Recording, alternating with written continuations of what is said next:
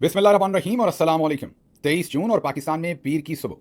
आज की अहम तरीन खबरों में सबसे पहले एयरपोर्ट का जश्न खत्म, नेशनल लेवल के ऊपर जो कौमी इस्तकबाल और सेलिब्रेशंस थी वो खत्म, अध खिले जो फूल खरीदे गए थे वो खिले बगैर ही मुरझा गए, फील्ड मार्शल साहब पाकिस्तान वापस आ गए। ये वो पहली खबर है जो आपके सामने रखनी है। तफसील से आपको आगाह करेंगे कि क्या क्या सोचा था और क्या क्या हुआ है, क्या क्या प्लानिंग्स की थी और आखिरकार हमारे हाथ में आया क्या है। उसके अलावा जो ऑपरेशन मिडनाइट हैमर है उसकी बहुत ही दिलचस्प इन्फॉर्मेशन अब सामने आई है।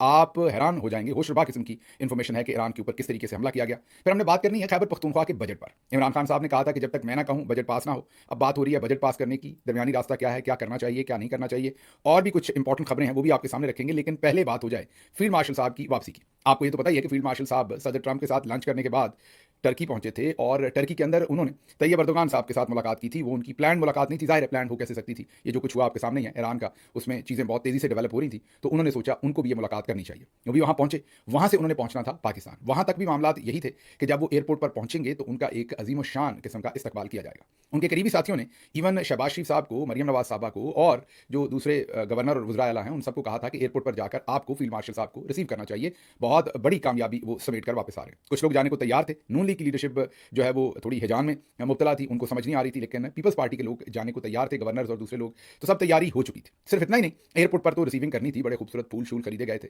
उसके साथ साथ कौमी सतह के ऊपर जिस तरीके से ईरान अपना इंडिया के साथ जो हमारी झड़प हुई थी, उसके बाद जिस तरीके से हमने अगले कई हफ्ते, बल्कि अभी तक भी हम यूनिवर्सिटी कॉलेजेस के अंदर जा रहे हैं, पूरे मुल्क के अंदर जश्न का समा हमने बर्पा कर दिया था। बहुत सारे इवेंट्स किए थे, नेशनल लेवल का जश्न किया था, फील्ड मार्शल साहब की होर्डिंग्स लग गई थी, बड़े बड़े बिलबोर्ड्स लग गए थे। बिल्कुल उसी तरीके से DGISPR साहब ने एक पूरा प्लान मुरतब किया हुआ था कि पहले एयरपोर्ट के ऊपर एक जश्न चरागा होगा, फूल खरीद कर दिए जाएंगे, घोड़े नचाए जाएंगे, उनको रिसीव किया जाएगा। उसके बाद पूरे मुल्क के अंदर एक नेशनल सेलिब्रेशन होंगी। लेकिन इस सारी चीज़ के आड़े आ गया सदर ट्रंप का नोबेल इनाम। जी हाँ, वो ऐसा नोबेल इनाम के लिए हमने उनको नामजद कर दिया कि अब वो हमारे गले पड़ गया है। अब उसी वजह से, क्योंकि उसकी अब हजीमत इतनी हमारे लिए बन गई है। अभी 2 दिन पहले मैं आपको जब कह रहा था, और आप में से कोई भी मेरी बात, मुझे पता था इस तरफ से जब मैं कह रहा था, और आप कह रहे थे कि गिल साहब क्योंकि इमरान खान साहब के साथ काम किया हुआ है, उनके साथ इनका लगाव है, तो ये ऐसे ही हमें आप एक नई ट्रक की बत्ती के पीछे लगा रहे हैं। जब मैं आपको कह रहा था कि सब कुछ इतना बुरा नहीं होता, पतंग जब बहुत ऊंची चली जाए तो या वो कटती है या उसे समेटना पड़ता है, वहां पर लहराना ज़्यादा देर मुश्किल होता है, या उड़ना वहां पर बहुत मुश्किल होता है। तब आप मेरी बात नहीं समझ रहे थे, लेकिन आज देखिए वो तमाम काम जो 2-4 दिन पहले जश्न और पोस्टरिंग की जा रही थी, उस तमाम को अब डिलीट किया जा रहा है, उस तमाम को समेटने की कोशिश की जा रही है। बल्कि लोगों को यह कहा जा रहा है कि असी वापस आ गए, किसी ने दसी ना। एग्जैक्टली लोगों को कहा जा रहा है कि नोबेल इनाम की तो बात ही ना करें। जी हाँ, पाकिस्तान टेलीविजन के जितने भी बड़े टेलीविजन हैं उनके डायरेक्टर न्यूज़ को बुलाया गया, और ये अदील साहब की खबर है सियासत पीके से, उन्होंने ये सबसे पहले खबर दी थी, उन्हीं का क्रेडिट बनता है। पाकिस्तान का जितना भी मीडिया है उसको बुलाया गया और उन्हें कहा गया कि खबरदार आप में से किसी ने सदर ट्रंप के लिए जो हमने नोबेल इनाम की जो नामजदगी की है उस पर आपने बात नहीं करनी। अगर आपने बात की तो फिर आपका जो हशर होगा वो आप खुद देखेंगे। उसके साथ साथ इतनी ही इंस्ट्रक्शन नहीं थी, साथ ये भी इंस्ट्रक्शन थी कि अगर पाकिस्तान तहरीक इंसाफ के किसी गेस्ट ने नोबेल इनाम के ऊपर कोई बात करने की कोशिश की तो उसको सेंसर कर दें, काट दें उसे। नोबेल इनाम का जो लफ्ज़ है वो नहीं आना चाहिए, वो बहुत खतरनाक है, हमारे लिए मामला बहुत ही गंभीर हो गया। यही नहीं, अब जरा आगे चलते हैं। आगे ईरानी सफीर जो है उन्होंने इस्लामाबाद के अंदर प्रेस कॉन्फ्रेंस कर दी। जब बुरा वक्त हो ना तो बंदा ऊंट पर भी बैठा हो तो कुत्ता काट लेता है, और ये मैं आपको 4-5 दिन पहले बता रहा था, तब आप मेरी बात नहीं सुन रहे थे, गौर नहीं कर रहे थे। अब ईरानी सफीर ने इस्लामाबाद में बैठ के ये सवाल किया है कि सदर ट्रंप ने जिस तरीके के जंगी जराइम किए हैं, कत्ल गारत और सब जिसमें वो शामिल है, ईरानी सफीर के मुताबिक उनको तो आपने नोबेल इनाम दे दिया, तो उनसे भी बड़े बड़े जंगी जराइम करने वाले लोग हैं, उनका इशारा नेतन्याहू की तरफ था। तो उन्होंने कहा उनको फिर आपने क्या देना है। वैसे ईरानी सदर को हमारी कैपेबिलिटी का नहीं पता, उन्हें पता ही नहीं कि हमारे पास तमगाए हुस्न कारकर्दगी, तमगाए शुजात, तमगाए बसालत, इधर तो तमगे ही तमगे। आप ये देखें ना कि जिनसे कोई देगे ना पकवाए, हमने उस तरह के लोगों को तमगे दे डाले पाकिस्तान के अंदर। ये जो अभी अभी दिए थे, मतलब सोरवर्दी साहब, दूसरे हमारे जो दोस्त हैं, यकीन करें शादी के दिन लोग ऐसे लोगों को देख के करीब नहीं बैठने देते कि इन्होंने खाना जिस तरीके से लोगों को देना है, ये देखें खत्म हो जानी है, तो ऐसा बंदा देगों के करीब जाए तो उसको बड़े प्यार से कोई दूध सोडा बनाकर देते हैं कि आप आई तो इधर बैठ, इधर पंखे के नीचे बैठो, ये देगों के पास में बैठो, तबाही फेर दोगे। उनको हमने तमगे दिए, तो हमारे पास तो इतने तमगे। लेकिन बहरहाल ईरानी सदर ने यह सवाल पूछा कि आपने सदर ट्रंप को 2-4 महीने हुकूमत में आए, जो उन्होंने किया वो सबके सामने है, ये जंगों से रिलेटेड, आपने उन्हें नोबेल प्राइज़ के लिए नामजद कर दिया, तो जो दूसरों ने उनसे बड़े जुर्म किए उनके साथ आप क्या करेंगे। उन्होंने कहा कि ये मज़े का खेज़ है जो कुछ किया गया है, उन्होंने इसका मतलब इस बार अफसोस भी किया और इसका मजाक भी उड़ाया। तो ईरानी सफीर की भी प्रेस कॉन्फ्रेंस कोई खास नहीं चलने दी गई। उसके साथ मैंने आपको बता दिया टीवी पर क्या अहकाम थे। अब इससे ज़रा पहले ये सब जो मामला था ख़राब होने से पहले हुआ क्या। ख़राब होने से पहले जो इनके जर्नली डाउट थे उन्होंने क्या तबसरे किए थे, ज़रा गौर कीजिएगा, मैं आपको कुछ पढ़ के सुना देता हूँ। एक ने कहा कि फील्ड मार्शल से मुलाकात के बाद सदर ट्रंप ने उनकी बातों का गहरा असर लिया है, अगले 2 हफ्ते कुछ ना करने का कह दिया है। मतलब कि टाउट आपको बता रहे थे कि फील्ड मार्शल साहब ने ट्रंप को कह दिया कि अगले 2 हफ्ते आपने कुछ नहीं करना। व्हाइट हाउस ने भी फील्ड मार्शल की बातों का असर लिया है, अब अगले 15 दिन कुछ भी होगा फील्ड मार्शल को उसका क्रेडिट मिलना चाहिए। अगले 15 दिन में कुछ नहीं होगा, तो उन्होंने कहा कि अब फील्ड मार्शल को उसका क्रेडिट मिलना चाहिए। मतलब ये बताया गया कि 15 दिन के लिए सदर ट्रंप को रोक दिया और अब फील्ड मार्शल साहब जो है वो सुलह करवाएंगे अमेरिका की और ईरान की। अगले एक और साहब हैं, उन्होंने कहा, वो साजिद तारड़ साहब हैं गालिबन, वो जो ट्रंप के जाली मशीर यहाँ पर बना के मीडिया पेश किया करता था। आसिम मुनीर और सदर ट्रंप की मुलाकात का पहला फल आ चुका है। फील्ड मार्शल ने 2 हफ्ते का वक्त लिया है। इसी दौरान वो ईरान से और सदर ट्रंप इसराइल से बात करेंगे और ये जंग खत्म हो जाएगी। अब अगर सोचें, किसी भी वजह से अगर सदर ट्रंप को 2 हफ्ते इंतजार करना पड़ जाता और हमला ना होता, तो जिस तरीके से हमने एयरफोर्स वाला सारा मामला अपने खाते में डाला है, ये भी हमने डाल जाना था। और फिर होता भी दुनिया में हमें मनाने वाला कि ये सुलह हमने नहीं करवाई, बोर्ड लग जाने थे। अभी जो जश्न हमने कैंसिल किया एयरपोर्ट के ऊपर, जो इस्तकबाल होना था वो हमने कैंसिल किया, जो घोड़े नाचने थे, जो पूरे मुल्क में जश्न होना था वो हमने कैंसिल किया, क्योंकि उल्टी पड़ गई। अब अभी तो हमने वो खाना हजम भी नहीं किया था, मीन खा के हजम नहीं कर पाए थे, तो सदर ट्रंप ने हमला कर दिया। और हमने अभी तता नोबेल इनाम के लिए उन्हें नामजद किया था और उन्होंने हमला कर दिया, वो भी 7 B-2 बॉम्बर्स के साथ, और उन्होंने दर्जनों जो है वो मिसाइल मार दिए और पूरे ईरान को हिला के रख दिया। तो अब हम फंसे हुए हैं, जाएं तो किधर जाएं। और सबसे ज़्यादा एक अगला आपको और बयान सुनवाते हैं, बड़ी समझदार आदमी है और तेज़ आदमी है, लेकिन आजकल गलत साइड पर खड़े, वैसे सारी जिंदगी गलत साइड पर खड़े रहे, लेकिन आजकल वो भी फंसे हुए हैं। वो सब बहुत करते हैं जब लोगों ने समझाएं।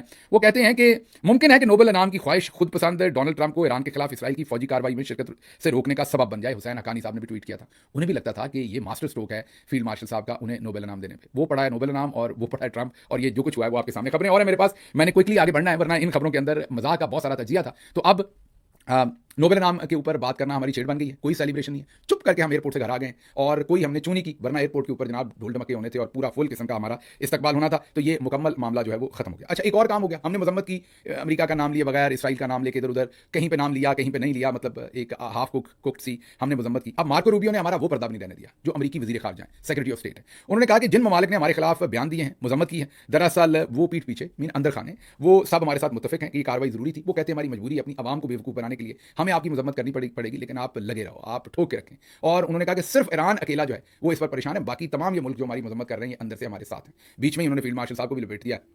अब ये भी एक मामला, ये हमें याद आ गया विकीलीक्स का ज़माना। विकीलीक्स में एक लीक शुदा अमरीकी सफारती डॉक्यूमेंट में इंकशाफ हुआ था कि पीपल्स पार्टी के जो प्राइम मिनिस्टर थे गिलानी साहब, यूसुफ रज़ा गिलानी, उन्होंने अमरीकी सफीर से कहा था कि आप पाकिस्तान में ड्रोन हमले करते रहें, हम कौमी असम्बली में इनके खिलाफ एहतजाज करते रहेंगे, लेकिन आप ना रुकें, आप करते रहें, इधर आवाम को हमने आरे लगाना है, आप अपना काम जारी रखें। तो ये वही वाली बात हमें याद आ गई। अच्छा जी, आगे जरा मैं खैबर पख्तूनख्वा के बजट पर क्विकली बात करूं, फिर मैंने आपको जो मिडनाइट हैमर ऑपरेशन है उसकी कुछ बहुत ही सनसनीखेज इन्फॉर्मेशन हमारे सामने आई है, वो आपके सामने रखनी है। खैबर पख्तूनख्वा के बजट के बारे में इमरान खान साहब का वाज़े ट्वीट मौजूद है कि ये पेश कर लिया है, चले ठीक है, ये पास तब होगा जब मुझे ये लोग आके अप्रूवल देंगे। अब ये जो पैगाम था, इसमें कोई कंफ्यूजन नहीं है, कोई इफ एंड बट नहीं है। इमरान खान साहब का बहुत ही सॉलिड सीधा सीधा पैगाम उनके ट्विटर अकाउंट के ऊपर लगा हुआ है। उनकी बहनों के थ्रू ये पैगाम आया था कि पहले तो आया था कि पेश भी नहीं होगा, फिर पेश हो गया, उन्होंने कहा पेश होना कोई मसला नहीं है, पास नहीं होगा। अब कल हमारी पॉलिटिकल कमेटी ने एक अलामिया निकाला कि पॉलिटिकल कमेटी सारी ने एंडोर्स किया, मैं तो उसमें मौजूद नहीं था, मैं मीटिंग्स अटेंड नहीं करता। तो जब मैंने अलामिया पढ़ा तो मैंने तमाम पॉलिटिकल जो लीडरशिप है उन तक अपना पैगाम भेजा, कुछ मैंने रिसर्च की बैठ के, और मैंने उनको कोई नया आइडिया दिया कि इसको हम क्या कर सकते हैं।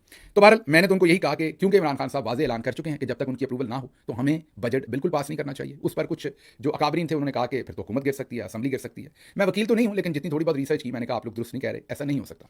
फिर मैंने उनके सामने रिसर्च रखी, मैंने उन्हें बताया कि ये कनाडा के अंदर, ओंटारियो के अंदर कोविड-19 में डिस्ट्रप्शंस की वजह से बजट डिले हुआ था और उन्होंने सिर्फ थोड़े दिनों के लिए बजट पास किया था, पूरे साल का मीन एमरजेंसी बजट उन्होंने पास किया था। ब्रिटिश कोलंबिया दूसरा प्रोविंस है उनका, वहां पे भी हंग पार्लियामेंट थी और उसकी वजह से इलेक्शन डिलेड और दूसरी वजहों की वजह से वहां भी इसी तरीके से बजट नहीं पास कर सके थे। ऑस्ट्रेलिया में स्टेट न्यू साउथ वेल्स, वहां पे भी फेडरल इलेक्शन की टाइमिंग के साथ कॉन्फ्लिक्ट आ गया था, बजट पास नहीं हो सका था। फिर स्टेट उनकी विक्टोरिया है, उसमें भी इसी तरीके से कोविड-19 में बजट पास नहीं हो सका था। फिर इंडिया, दूर क्या जाना है, केरला में फिस्कल डिस्प्यूट थे सेंट्रल गवर्नमेंट के साथ, मीन जैसे हमारे भी सूबे कहते हैं हमारा इतना पैसा है, फेडरल गवर्नमेंट कहती है इतने पैसे हैं, तो केरला में उनका भी फड्डा था अपनी फेडरल गवर्नमेंट के साथ। तो सूबे ने, स्टेट ने अपना बजट पास नहीं किया था और सिर्फ थोड़े दिनों के लिए एमरजेंसी बजट पास किया था, ताकि हॉस्पिटल की एमरजेंसी, दूसरे जरूरी काम, पुलिस, ये काम सारे चलते रहें, पूरा सूबा बिल्कुल रुके ना। इसी तरीके से तमिलनाडु में भी ऐसा ही हुआ था। फिर और भी बहुत सारी एग्जाम्पल हैं, बवेरिया है और बहुत सारी और आगे एग्जाम्पल्स हैं, वो सब मैंने फिर लीडरशिप के सामने रखी। मैंने उन्हें कहा कि ये पूरी दुनिया में, और अमेरिका में तो ये अक्सर होता है, जब हुकूमती अपोजिशन बेंच या हुकूमती बेंच के दरमियान भी हुकूमत के लोगों की भी आपस में ये बात तय नहीं होती कि बजट की प्रायोरिटीज क्या सेट करनी है, तो वो बजट को नहीं पास करते। गवर्नमेंट जो है वो लॉक हो जाती है, मतलब कि टेम्परेरी गवर्नमेंट शट हो जाती है और वो फिर सिर्फ एमरजेंसी स्टॉप गैप अरेंजमेंट करने के लिए 10 दिन, 15 दिन, 20 दिन का बजट पास करते हैं, ताकि हुकूमत चलती रहे और उतनी देर में नेगोशिएशन करके अपना बजट फिर पूरे साल का पास करवा लेते हैं। कि हमें बिल्कुल इंतजार करना चाहिए, इमरान खान साहब जब अप्रूवल दें तो हमें तब बजट पास करना चाहिए। एग्जाम्पल्स मौजूद हैं पूरी दुनिया से हमारे सामने, और हमें भी यही करना चाहिए कि हमें अगर बहुत मजबूरी हमें नजर आए तो हम 10 दिन का, 15 दिन का बजट पास कर लें, वो 15 दिन पूरे हो जाए फिर 15 दिन का कर लें। अगर ये इमरान खान साहब से मुलाकात नहीं करवाते, जो कि हमारा आईनी हक है, तो फिर हमें क्या जरूरत है हम जो है वो बजट पूरे साल का पास करके बैठ जाएं, हमारा आईनी हक नहीं पूरा हो रहा। तो आप 15-15 दिन का बजट पूरा पास करें और देखते हैं कितनी देर तक ये चलते हैं और कितनी देर तक हम चलते हैं, क्योंकि ये बड़ा जरूरी है कि जो इमरान खान साहब की इंस्ट्रक्शन है उसको मिनोअन जो है वो तस्लीम भी किया जाए और माना भी जाए। अब ये जो मशवरा मैंने उनके सामने रखा है, इसके बाद मेरा ख्याल है कि वो जो एक पूरे का पूरा बयानिया था, हुकूमत गिर जाएगी, नो कॉन्फिडेंस हो जाएगा, हुकूमत तहलील हो जाएगी, असम्बली तहलील हो जाएगी, वो सब आर्गूमेंट फारिग हो गया है। अब या तो टेम्परेरी बजट पास करें या ना करें, हैं। और वैसे भी किसी भी हुकूमत से ज़्यादा खान साहब की इंस्ट्रक्शन ज़्यादा इंपॉर्टेंट है। उन्होंने अगर इंस्ट्रक्शन दी है तो इन तमाम चीज़ों को सोच के दी है। मेरे ख्याल में उनको पता होगा कि हुकूमत भी गिर सकती है, सब कुछ पता है उन्हें। अगर उन्होंने ये इंस्ट्रक्शन दिया तो बहुत सोच के दी है, इसलिए उनकी इंस्ट्रक्शन को मानना चाहिए। तो ये मैंने अपना पॉइंट ऑफ व्यू रखा है। आने वाले दिनों में देखते हैं। बहरहाल आदिल राजा साहब जो अर्शद शरीफ के प्रोड्यूसर है, उनका मैं व्लॉग देख रहा था, उन्होंने तो इससे भी उम्दा मशवरा दिया। उन्होंने कहा आप ऐसा करें, पूरा ही बजट पास कर दें, उसमें जो IMF से रिलेटेड फेडरल गवर्नमेंट ने सूबे को कहा हुआ है इतना सरप्लस रखें, ये करें, वो सब निकाल दें। अपनी मर्जी का बजट पास कर दें, ये खुद ही आपके पीछे फिरेंगे। क्योंकि IMF कहेगा ये क्या किया आप लोगों ने, IMF नाराज हो जाएगा क्योंकि IMF की बातें आप अपने सूबे में इनकॉर्पोरेट नहीं करेंगे, वो आपकी मर्जी है आपकी असेंबली की। ये भी उन्होंने मास्टर स्ट्रोक बताया है। और उसके बाद ये खुद ही आपके पीछे फिरेंगे। लेकिन ये बहुत सारी बातें डिस्कशन तलब है, लेकिन जो रूल ऑफ थंब है वो यही है कि इमरान खान साहब से बात किए बगैर बजट पास नहीं होना चाहिए। अब आते हैं जो मिडनाइट हैमर, जो मैंने आपको कहा था कि बहुत सनसनीखेज आपको खबरें देंगे। ये तो अब आपको पता है कि ईरान के ऊपर जो हमला हुआ उसमें जहाज जो है वो ऑल द वे अमेरिका से आए। अब कुछ फैक्ट्स आपको क्विकली बता देता हूं, फिर थोड़ा सा तज्जिया उनके ऊपर कर दूंगा। ये अमेरिका की तारीख का लार्जेस्ट B2 बॉम्बर, ये जो B2 बॉम्बर्स हैं अमेरिका के जहाज हैं, खास किस्म के B2 बॉम्बर स्टेल्थ प्लेन है। ये फुटबॉल ग्राउंड जितना ये चौड़ा जहाज है, ये बहुत चौड़ा जहाज है, शायद 150 मीटर इसके जो विंग्स हैं वो खुलते हैं। तो एक फुटबॉल ग्राउंड जितना ये बड़ा जहाज है, ये छोटा सा जहाज नहीं है, फाइटर जहाज जैसे होते हैं, ये बहुत बड़ा जहाज है। और ये इसमें 7 जहाज इस्तेमाल हुए। ये अमेरिका की हिस्ट्री का सबसे बड़ा B2 बॉम्बर्स का ऑपरेशन था। और सिर्फ 25 मिनट इन्होंने लगाए। ये सारी की सारी बमबारी इन्होंने, जो अमेरिकी वक्त है उसके मुताबिक 6:40 और जो ईरानी वक्त है 2:10 सुबह से शुरू करके, और इन्होंने कोई 2:35 तक ये ऑपरेशन किया। 25 मिनट में टोटल ऑपरेशन इन्होंने मुकम्मल कर दिया। इसमें इन्होंने जो वेपन किए वो 75 मिसाइल्स यूज़ हुए, और इसमें जो बॉम्ब्स और मिसाइल्स यूज़ हुए 24 इसमें टॉमाहॉक मिसाइल्स जो अमेरिकी एक सबमरीन बहरी बेड़े से चलाए गए वो चलाए गए। और उसके बाद पहली दफ़ा इसके अंदर 14 GBU-57, वो जो दुनिया का वजनी तरीन बम है, वो 14 बम वो चलाए गए। एक जहाज़ के अंदर 2 बम हो सकते थे मैक्सिमम, क्योंकि ये 7 ये B2 बमबार गए थे बमबारी करने, तो जाहिर है 14 ही हो सकते थे मैक्सिमम। तो 14 के 14 उन्होंने फेंक दिए नीचे उन जो 2-3 न्यूक्लियर एसेट से, स्पेशली फार्डो के ऊपर, वो 14 बम इन्होंने फेंके। ये ड्यूरेशन जो फ्लाइट का था, थोड़ा सा अब आपको ये बता दें, ये इंटरेस्टिंग पार्ट है। ये टोटल अमेरिका ने 21 जहाज़ बनाए थे।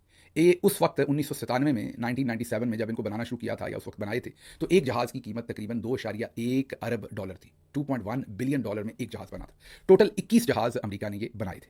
अब इसकी कीमत जो है एक जहाज़ की वो तकरीबन $4 अरब है। इन्फ्लेशन और बाकी तमाम चीज़ों को मद्देनजर रखते हुए इसकी कीमत एक जहाज़ की इस वक्त $4 अरब है। 2008 में एक जहाज़ गिर गया था। 2022 में एक और जहाज़ जो है वो, उसमें कोई टेक्निकल फॉल्ट आया या जख्मी हो गया, जख्मी तो नहीं कहना चाहिए लेकिन चले जख्मी हो गया। तो अब ये 19 जहाज़ ऑपरेशनल है। इन जहाज़ों को अमेरिका में ही रखा जाता है। मिजूरी की जो व्हाइट मैन गालिबन एयरफोर्स है बेस, वहाँ पर ये खड़े होते हैं, वहीं से ये उड़ाए गए। इनके बारे में अमेरिका इतना ट्रस्ट नहीं करता किसी और जगह पर इन्हें खड़ा करने के लिए। क्लाइमेट कंट्रोल बंकर चाहिए इनके लिए, जो भी जिस भी जगह पर हैंगर, बंकर कह दिया मैंने माजरत, क्लाइमेट कंट्रोल हैंगर्स चाहिए जहाँ पर इनको खड़ा करना, क्योंकि बहुत ही महंगा एयरक्राफ्ट है। इनकी रिफ्यूलिंग होती रहती है और ये लंबी प्रवास ले सकते हैं, बहुत ऊंचा उड़ते हैं और इतना ऊंचा उड़ते हैं कि किसी रडार वगैरह में भी आराम से नहीं आते। तो ये यहीं से उड़ के गए मिजूरी से, और ऑल द वे ये गए। एक तरफ की 18 घंटे की इनकी फ्लाइट थी, वापसी की भी इस तरह, तो 37 घंटे ये लगातार उड़ के गए और वापस आए। कहीं पर ये उतरे नहीं, कहीं पर इन्होंने सांस नहीं लिया, रिफ्यूल होते रहे रस्ते में, क्योंकि 7 बड़े जहाज उड़ रहे थे जो इनकी रिफ्यूलिंग कर रहे थे। और जब ये पहुंचे तो इन्होंने बमबारी की, ये निकले वापस। तो उसके बाद जो मरीन से वहाँ से जो टॉमहॉक मिसाइल्स थे उनको फायर किया गया ईरान के एक दूसरे जो इस्फहान का उनका एटमी सेंटर था उसके ऊपर। अच्छा, अब आपको ये बता दें कि टोटल 125 एयरक्राफ्ट, ये सिर्फ यही 7 B2 बमबार इस्तेमाल नहीं हुए, टोटल 125 जहाज़ इसके अंदर इस्तेमाल हुए। उसके साथ साथ इसमें सबमरीन्स भी थी, इसमें और भी बहुत कुछ इस्तेमाल हुआ, लेकिन 125 फाइटर प्लेन इस सारे काम के अंदर इस्तेमाल हुए। अच्छा, फिर थोड़ा सा फ्रॉड भी किया गया। जब जहाज़ उड़े तो उससे पहले 2 B बॉम्बर, 7 तो गए हमला करने, उनसे पहले 2 B2 बॉम्बर जो है वो उड़ाए गए मिजूरी से, और उनकी जो कम्युनिकेशन थी उसको ओपन रखा गया, और जिसको हमने भी फॉलो किया, सबने फॉलो किया। वो 2 जहाज़ जो हैं वो गए पैसिफिक की तरफ, वो दूसरी तरफ जापान वगैरह की तरफ वो यहाँ से उड़े अमेरिका से, लेकिन बाकी 7 जो हैं वो उड़े यहाँ से फिर ईरान की तरफ। लेकिन कुछ मीडिया आउटलेट्स ने जाहिर है उनके बारे में भी खबर वगैरह मेरे ख्याल दे दी थी, तो ये उसको थोड़ा सा डिकॉय करने के लिए, थोड़ा सा धोखाधड़ी करने के लिए, या चाल एक कह लें फौजी किस्म की, कि उन्होंने दिखाए उधर और भेजे उधर। तो 2 उधर भेज दिए और 7 जो हैं वो इस तरफ भेज दिए ईरान की तरफ, जो आपको मैंने बताया कि 18 घंटे लगातार फ्लाई करके वहाँ पर पहुंचे। 25 मिनट में तमाम टारगेट्स को इन्होंने वहाँ पर टारगेट किया। ईरानी एयर डिफेंस ने आगे से कोई रिस्पॉन्ड नहीं किया, क्योंकि उसको पहले ये तबाह कर चुके हुए हैं, और हाईली क्लासिफाइड था, किसी को इस ऑपरेशन के बारे में पता नहीं था, सवाए चंद लोग जो वाशिंगटन DC में जो इनकी टॉप लीडरशिप है। जब वहाँ से जहाज़ वापस निकल आए तो तब कांग्रेशनल जो लीडर्स हैं या रेलिवेंट लोग हैं उनको बताया गया। उससे पहले सिर्फ चंद लोगों को इस पूरे ऑपरेशन का पता था। जैसे मैंने आपको बताया कि तकरीबन $4 बिलियन का एक जहाज़ है। 1 घंटा उड़ाने की इस जहाज़ की कॉस्ट $1.5 लाख है, $150,000। अगर हम ये सब कुछ कैलकुलेट करें तमाम, तो ये पाकिस्तानी रुपयों में, अगर हम टॉमहॉक मिसाइल्स की बात करें तो 150 बिलियन के वो हैं, GBU बॉम्ब्स की बात करें तो वो भी तकरीबन 120 मिलियन के हैं। इसी तरीके से अगर आप ये जो जहाज़ उड़ाए तो ये भी कुछ 40 मिलियन के करीब इनका खर्चा है ये जहाज़। फिर इसके अलावा मैंने बताया कि 125 और एयरक्राफ्ट्स हैं, सबमरीन्स हैं। ये सारा खर्च पाकिस्तानी रुपयों में अगर हम देखें तो 150 अरब रुपया लगता है। 25 मिनट के इस ऑपरेशन पर अमेरिका ने 150 अरब रुपया पाकिस्तानी तकरीबन 125 से 150 अरब रुपया पाकिस्तानी जो है वो तकरीबन जो सामने चीज़ें नज़र आ रही हैं उनके ऊपर खर्च किया है। हमले से कबल सफारती चैनल्स के जरिए ईरान से रब्ता किया और बता दिया था कि वो सिर्फ फ़ज़ाई हमला करने का इरादा रखता है और ये कि ईरान में हुकूमत की तब्दीली की कोशिश मंसूबे का हिस्सा नहीं है। ये भी बहुत इंपॉर्टेंट खबर है, बीबीसी ने दी है कि पहले ही बता दिया था ईरान को कि आप पर हमने फ़ज़ाई हमला करना है, हम आपकी लीडरशिप वगैरह को कत्ल नहीं करेंगे, ना ही हम आपकी लीडरशिप को वहाँ पर जो हुकूमत की तब्दीली है उसकी कोशिश है, हमने सिर्फ एटमी आपकी बेसिस के ऊपर हमला करना है। ये अब बहुत इंपॉर्टेंट बात है कि ईरान को पहले ही इन्फॉर्म कर दिया था। ये बीबीसी क्लेम कर रहा है, अब पता नहीं ये कितनी दुरुस्त बात है या नहीं। चलने से पहले आपको बता दें कि ईरान के जो न्यूक्लियर एसेट्स हैं उनकी ये सारी तबाही पर तो हमने आपको बता दिया कि किस तरीके से ये B-2 बॉम्बर्स आए और सब कुछ, लेकिन क्या ईरान के जो न्यूक्लियर एसेट्स हैं वो तबाह कर दिए गए या उन्होंने बचा लिए? हुआ क्या है? क्या ईरान के पास न्यूक्लियर बम है, नहीं है, उसको तबाह किया गया है? ये जो बड़े बड़े बम फेंके गए ये कहाँ तक पहुंचे, इन्होंने कितना असर किया, और भी इस पूरे ऑपरेशन से रिलेटेड जो इंटरेस्टिंग इन्फॉर्मेशन है वो हमने आज के इंग्लिश डॉक्यूमेंट्री व्लॉग में रखी है। इसका लिंक भी स्क्रीन पर आपको नजर आ जाएगा, इसको जरूर देखिए और इसके लिंक को अपने दोस्त अहबाब को व्हाट्सएप ग्रुप्स के अंदर भी जरूर फॉरवर्ड कीजिए। और अगर आपने अभी तक हमारा व्हाट्सएप चैनल ज्वाइन नहीं किया तो वो भी जरूर ज्वाइन कीजिए, उसका लिंक भी आपको स्क्रीन पर भी आएगा और उसके साथ साथ नीचे डिस्क्रिप्शन में भी आपके सामने उसका लिंक रखेंगे। मुझे यहाँ से इजाजत दीजिए। अल्लाह आपका हामी नासिर हो। पाकिस्तान जिंदाबाद।